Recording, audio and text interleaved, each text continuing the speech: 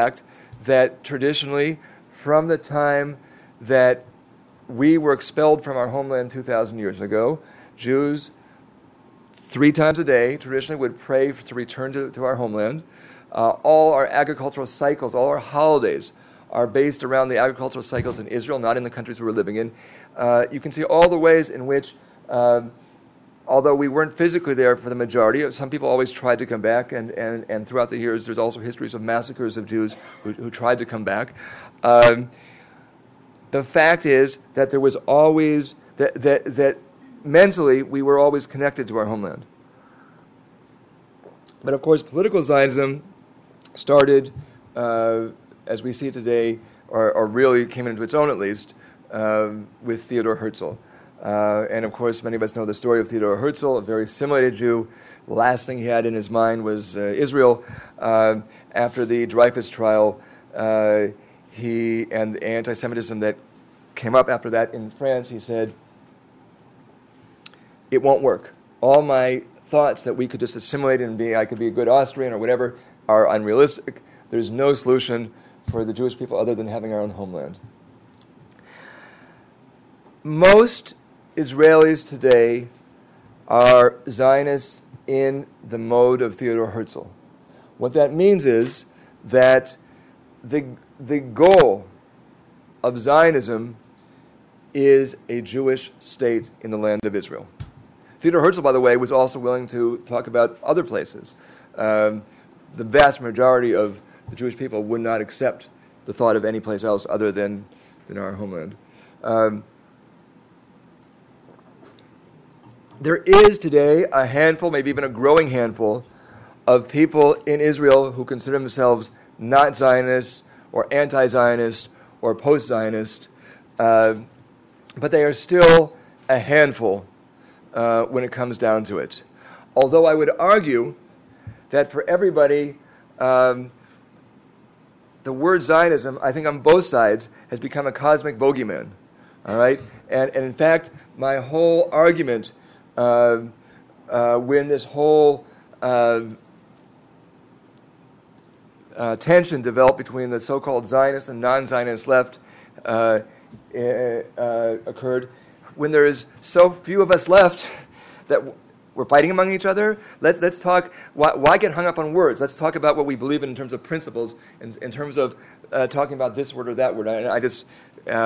But the vast majority of Israelis, including the Israeli left, continue to believe that the goal of Zionism is a state, and that it is legitimate and necessary that we have a homeland with a Jewish majority and a Jewish character, and that we control the apparatus of the state.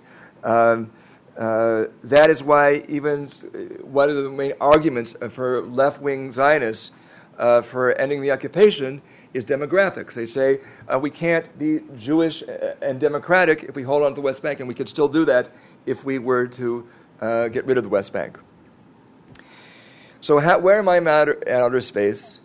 I would define myself as a cultural Zionist, more along the lines of another early Zionist thinker, Hada'am.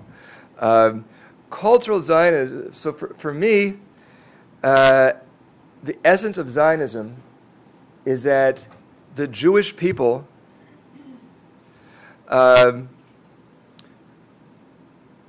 be physically, culturally, and spiritually not only safe, but thrive in our traditional homeland.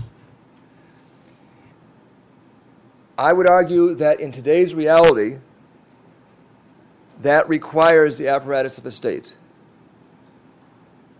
But I see that as a means and not as an end. And I'm speaking as an individual. This is not, I'm not talking about positions of rabbis' human rights. We don't deal with these kinds of things. It's a means and not an end.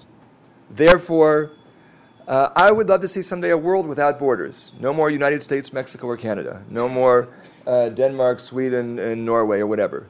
And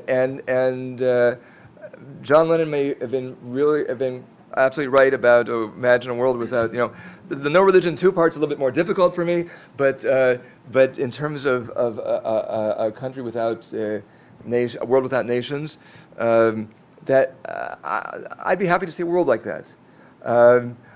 I think we as a Jewish people have the same right as the Palestinians or anybody else within a world organized according to nation states to have a nation state, but I'm not wedded to the idea. And so in terms of my Zionism, if we could achieve a world and a Middle East in which we could have we could live together safely and thrive without the apparatus of a state. It's, as I said, for me, it's a means. It's not a goal. And that brings me maybe to the last point that I'll bring up before opening things up: the right of return. Okay, because I think when the issue where everything really gets the most raw and everything is when we start talking about the right of return.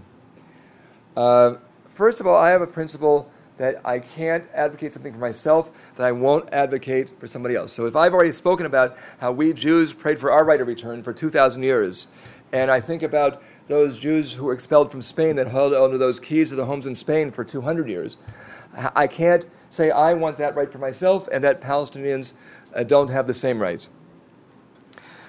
But what I have to be honest about, having given the kind of analysis I've already given you in terms of where Israelis are at,